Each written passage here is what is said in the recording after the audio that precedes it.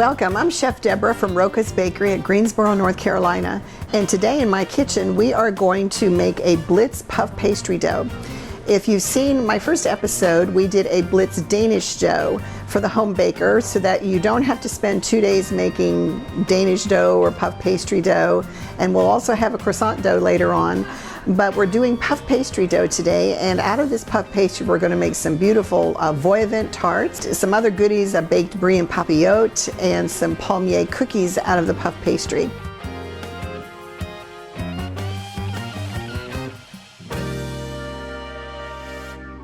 So it's very easy to make, and we're going to go through the process today. So we've got 2 1/3 cup of regular flour, and to that we're going to add 2 tablespoons of cake flour. Now if you don't have cake flour, and don't go buy a big box of cake flour if you don't use it on a regular basis, just add a couple tablespoons more of regular flour, that will be fine. It's not a problem. And then we're going to add a teaspoon of salt, just regular table salt, and we're going to mix that up with our fingers. Now this is one of those recipes, like I say, we get our fingers dirty, we get our hands dirty because these are our best tools. So that's what we're going to do today. So we've got our dry ingredients mixed together. Now we have 1 cup of Ploegra butter, which is, or any European butter that you want to use, but don't use any of the Irish butters. They just don't work as well, so you want to get a European high-fat butter for this, and I found that Ploegra or even Land O'Lakes works best in this recipe. So we want to cut them up, cut the sticks up into little tiny cubes. So this would be 2 sticks. It looks like a lot of butter, but it's only 2 sticks of butter. But when it's cut up real small, it looks like it's a huge amount, but it's not. So we want it to be cold. We don't want this to get really warm so that it's going to be getting mushy. So we're going to go ahead and add 1/2 teaspoon of fresh lemon juice in a 1/2 cup of cold water. And the lemon juice, because it's an acid, it helps set the dough a little bit and helps it puff a little bit. So we're going to go ahead and just get our hands dirty and get right in there and make the dough. So you will need a rolling pin, and if you use a bench scraper, we'll go ahead and have that ready. So basically what we want to do is we want to toss the butter and break up the little clumps or the little cubes that we have of butter into the flour. Okay, so this bowl is a little bit too small. I didn't grab a big enough bowl because we're going to be tossing this flour everywhere. So I'm going to get a larger bowl here, and we're just going to transfer this.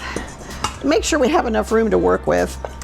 And I think I said in a previous episode that my staff is always telling me I'm grabbing the smaller bowls and not the larger bowls. So we're going to do that today. But what we want to do is we just want to smash the butter like this. Now, as an alternative, you can pulse this butter in a food processor until it has large clumps, but we don't want it to be like sand. We don't want it to be fully incorporated because the butter, when it bakes and when we fold and roll this, there's no yeast, there's no leavening agent in this, so the only thing that makes this raise or puff up, which is why it's called puff pastry, is the water evaporating out of the butter that creates steam. So that's the only leavening agent that we use in this. So we just kind of want to smash it and flatten it out, and we're coating the butter with the flour, and then we're going to make a really rough dough. If you saw my Danish episode, is a very, very similar process, except we're not using eggs and vanilla and milk. This is what we call a lean dough, which has no extra fat other than the butter and no leavening agents. So we want to be sure that it puffs really nice because it is a puff, it's a Blitz dough. We can have this made and chilled in your home within a couple of hours, 2 to 3 hours, and you can bake whatever you want to make with it, rather than waiting 2 days like we have to do in the bakery when we make a big butter blocks and make the dough separate. And so this is a Blitz dough that works really great. You're not going to necessarily get the same layering as we would in a regular puff dough, but for the home baker and for making something special, when you're limited in time, when you're busy with your kids and your family, you don't have time to do 2 days of doughs and turning and rolling and cooling and stuff. So That's about as much as I want to get it. So we still have big chunks of butter in here because that will get incorporated, and the butter has softened actually quite a bit because I took it right out of the refrigerator and it was cold. So the European butter is a lot softer because of the higher fat content. So it does, the more you handle it, the softer, quicker it gets soft, let's put it that way. So we're going to put our half a cup of water juice and our half a teaspoon of lemon juice in here, and we're just going to toss it to mix. You just bring your hands to the bottom of the bowl and toss it up like this. And then we're going to start forming a shaggy dough. And again, this is part of pastry, and if you're not used to getting your hands dirty, you have to love getting, not mind or love getting your hands dirty, because it's all about the dough here. Whatever we make from this dough is going to be wonderful, but the dough is the star. So we want to be sure that it's done well. So we're just going to bring this together as quick as we can without touching the butter too much and softening it too much. And actually, I'm going to go ahead and clean my fingers off here. Get this out of the way so you can see what I'm doing. So I've got some flour here in my rolling pin, and we're just going to throw some flour down, and we're going to start forming this into a real rough rectangle shape like this. And as you can see now, it's really rough and it's shaggy, and that's exactly the way it's supposed to be. And we're just going to go ahead and lightly flour it, and we're going to lightly flour our rolling pin, and then just tap it. And as you can see, it's shaggy, and we're going to shore up the sides a little bit and roll a little bit more. And if you can see the big striations of butter through the dough, that's exactly what we want to see. So what we're going to do is we're going to fold the top over. You can see how shaggy it still is, but it's not going to be that way. And then we're going to fold this over, and we're going to turn it 90 degrees. And we're going to make sure that we have enough flour underneath. And we're going to roll it again, just like we did before. And with each roll and fold, you'll see that the dough gets a little bit easier to handle. So if you feel that it's sticking a little to the counter, go ahead and flour it a little bit. And we're going to start rolling it sideways too, because we want to get it to about 18 inches long by about 6 to 7 inches wide. And you can still see the butter striations through it in here. And again, that's what we want to see. And we're going to go ahead and fold it over again and brush off the excess, and fold it over again and turn 90 degrees. And I'm going to stop for a second here, and I'm going to clean up the board and push this to the side so that small pieces of dough that are stuck there doesn't create a sticking point for the dough as we're rolling.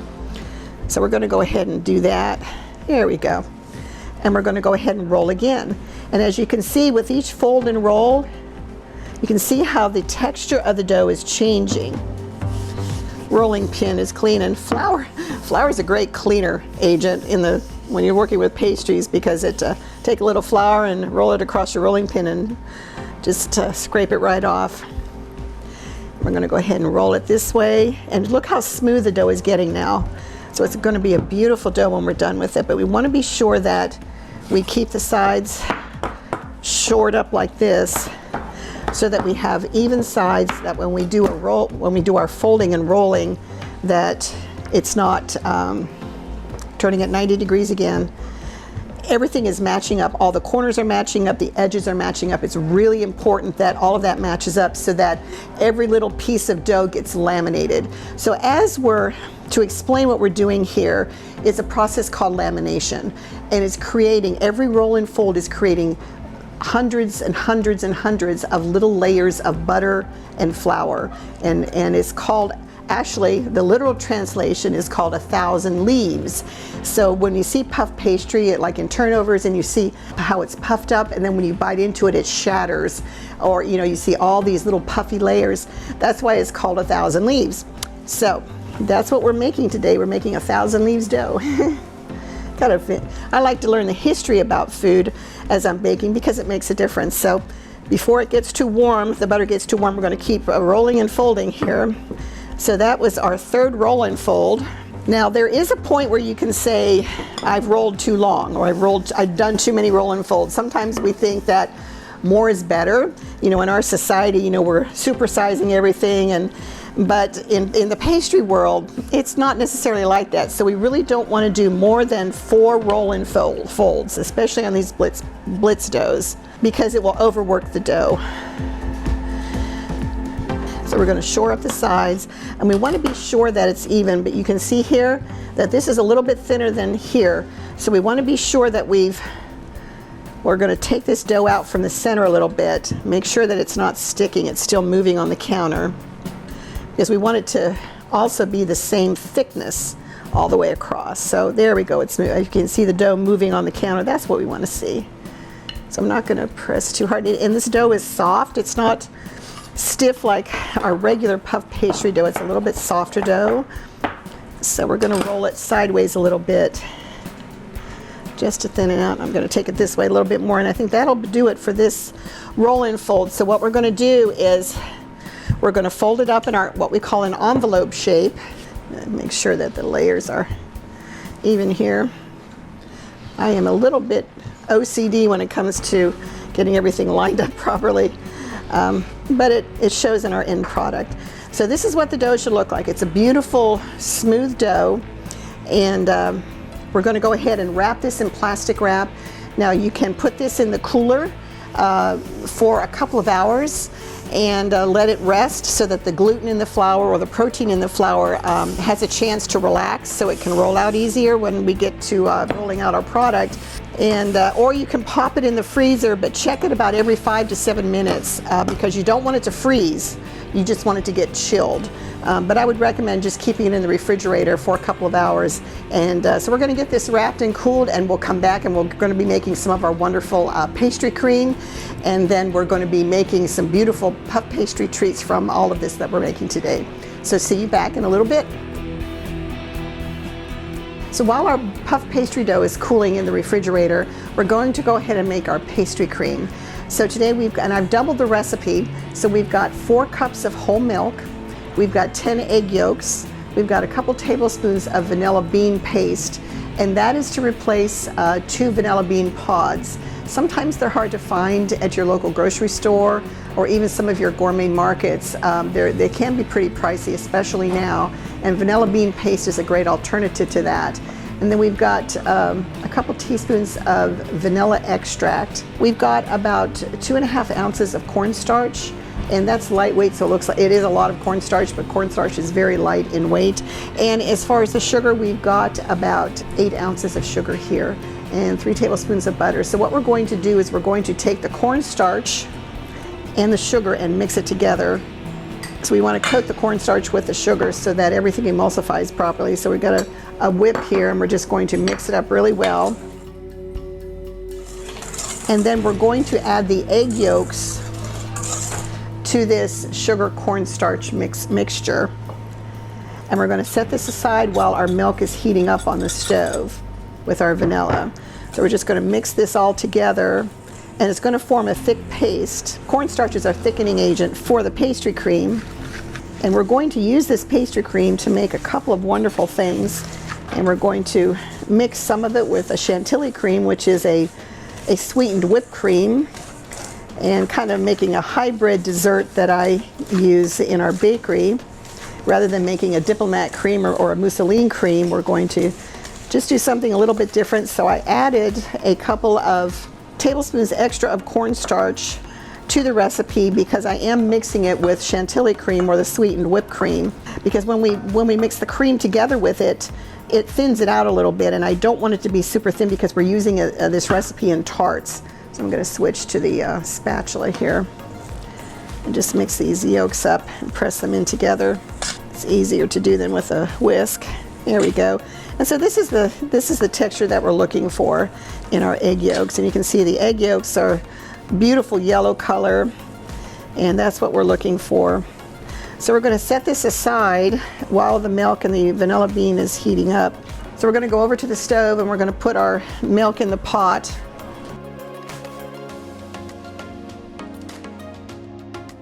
Let me grab the vanilla bean and the vanilla bean paste, and the vanilla extract rather, and the butter. So we have it right over here. So we've got it ready. So we've got our milk in our pan. We're going to heat it up until it's bubbling around the edges. And we're going to go ahead and put in our vanilla bean paste and our vanilla extract. We're just going to wait and move it around a little bit. We don't have to stir it hard. We're not looking to beat the milk or anything like that. We just want to heat it up. That will take a couple of minutes at least. I've got it on medium heat. We don't want to turn it on high so that you're burning the milk, because you will taste that burned milk flavor in your end product. So we don't want that to happen. So this is one of those recipes where you have to be patient. Sometimes in baking we have to wait for the good stuff to happen. But I can smell the vanilla bean already, so it smells really good. I've had a lot of people, if I had to run to the store from the kitchen to our retail bakery store, and people used to tell me, you smell like butter and vanilla. Butter and vanilla. And I said, yep, that's our perfume as pastry chefs, butter and vanilla. One of the nice things about the sweet treats that we're going to be making from this pastry cream is that they can be enjoyed all year long, but they're fairly easy to make and they're beautiful when they turn out. We're going to be, in our next episode, we're going to be using our pastry dough and the pastry cream to make a little French tart called a voy au vent. And we're going to take some fresh fruit glazed in apricots, and we're going to put it on top of the pastry cream in this beautiful shell made out of our puff pastry dough. And I tell you, it is not hard to make, and it's absolutely beautiful. And you can impress your friends and family very easily with this dessert. And it's a great dessert to have in the summer. I tell you, when we have them in the bakery, they sell out usually within the first hour. And we make trays of them. So we're going to let that rest now. I think the vanilla bean is incorporated pretty well, and we're going to see if it's starting to bubble yet. This is one of those times when I wish we had smell-o-vision. You know, when we make caramel, when we do anything with chocolate, and of course vanilla, it just smells so great. So our milk has come to a boil, and we're going to transfer over to the other stovetop here so you can see what I'm doing easier. I'm going to go ahead and grab the butter and another bowl.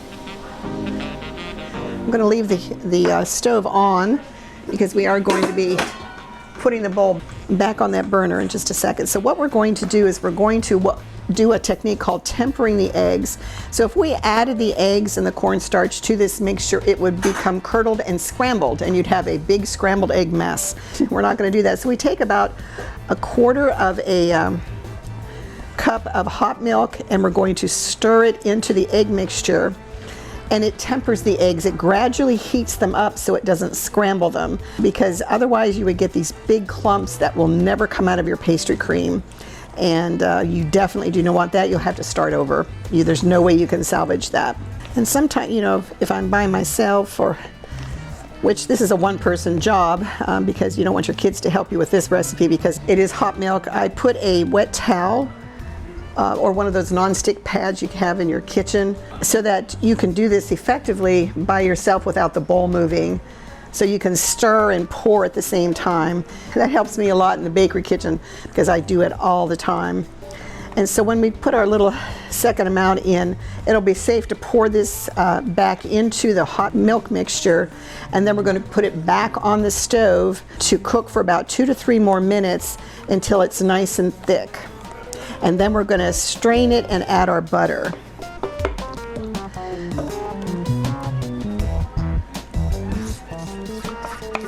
I tell you this, you know, I say the glaze is the nectar of the bakery.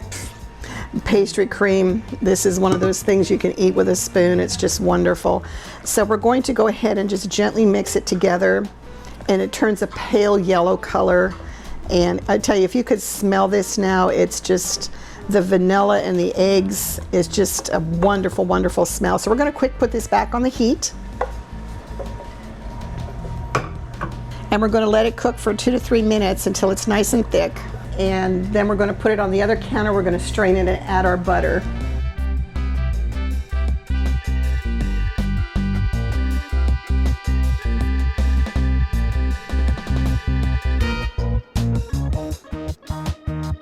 So we've got our pastry cream that's been cooked on the stove until it's nice and thick, and as you can see, it's really thick, and that's what we want to see, because when it's cold, it's going to get a little bit thicker, and then we'll be adding some chantilly cream to it, or the sweetened whipped cream.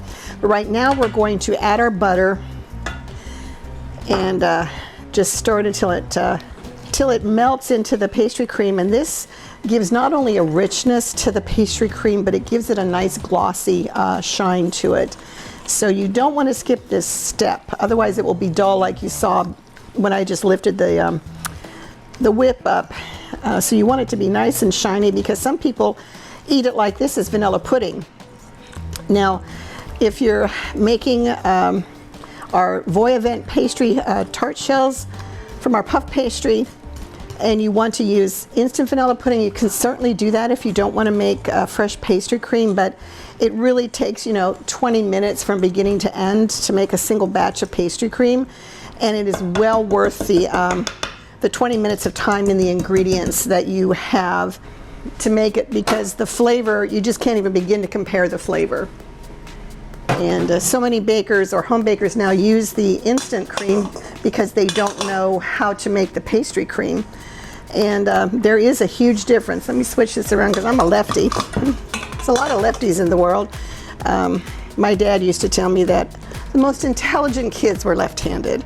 And I think he was trying to make me feel better because the teachers would always try and tell me I had to use my right hand to do everything, and I couldn't do it. So we're just going to take this and we're going to push this through a sieve, and this is to get any little traces of egg that might not have incorporated well into the pastry cream, or any little solid bits for some reason that that didn't cook down because we added cornstarch with the sugar. So we finished pressing our pastry cream through the sieve, and now we have a wonderful silky, very thick pastry cream, which is exactly what we want to see. So we're going to put this in an ice bath in a larger bowl with water and ice cubes, and we're going to cover this with plastic wrap, and we want to stick it to so it's touching the pastry cream, the very top of the pastry cream, so that it doesn't form a skin. And if you've ever made hot chocolate either in the microwave or on the stovetop, and you let it sit for a few minutes, you'll come back and you'll see a skin has formed, and you have to actually take a spoon and take it off and throw it away. And this pastry cream will do the exact same thing. So we don't want that in our beautiful pastry cream. So we will go ahead and get that done and put it in the cooler. And in our next episode, we're going to make our beautiful Voyavent fruit tarts using our puff pastry that we made today and the pastry cream that we've made in this episode. So join us in our next episode with Chef Deborah Walker from Roca's Bakery in Greensboro, North Carolina. See you then.